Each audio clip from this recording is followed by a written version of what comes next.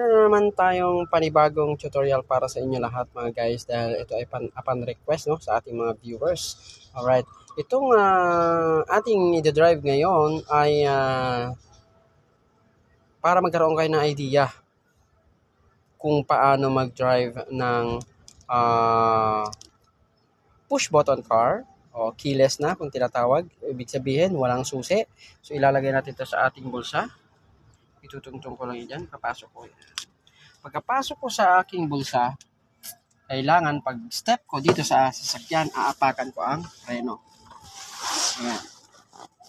Ayan, apakan ko. Pag apak ko ng preno, pipindutin ko lang ito, ang engine start. Pipindutin ko, tapos papakiramdaman ko kung nag-start na yung makina. Okay? Pupush na natin yan, pindutin na natin, walang susian yan. Nasa bulsa kong susi, okay? Pindutin na natin. Ayun! Diba? Nag-ano na siya, nag-andar na kaagad. So, ganun lang kadali ang push button car.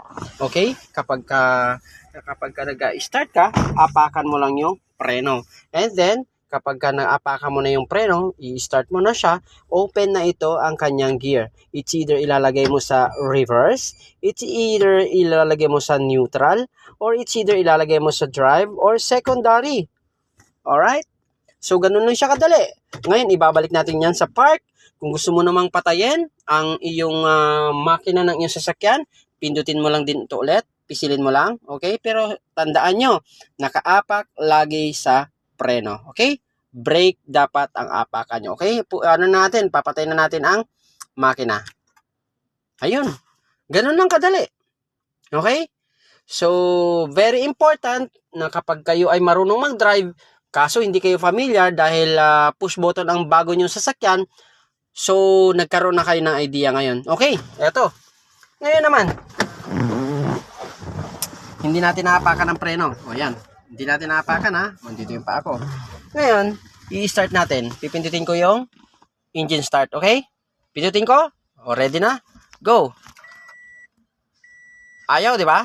Dahil yon ay ito ang sikreto. Kailangan apakan ang preno bago mo pa i-start ang push button o keyless na sasakyan. Alright? So yan, kung wala ka pang idea, well, swak na swak talaga yung pagbisita sa aking channel. Nagkaroon ka na naman ng idea. So kung ikaw ay bago pa lang hawak ng push button car, huwag ka magpahalata sa ibang mga kasama mong driver. Okay? Tandaan mo lang dahil sa pagbisita mo sa aking channel, ayan, apakan mo lang ang preno, sampa ka sa sasakyan, pindutin mo lang to. Ayun, mag-i-start na siya. Alright? So have a good day and thank you for watching. Hanggang sa muli.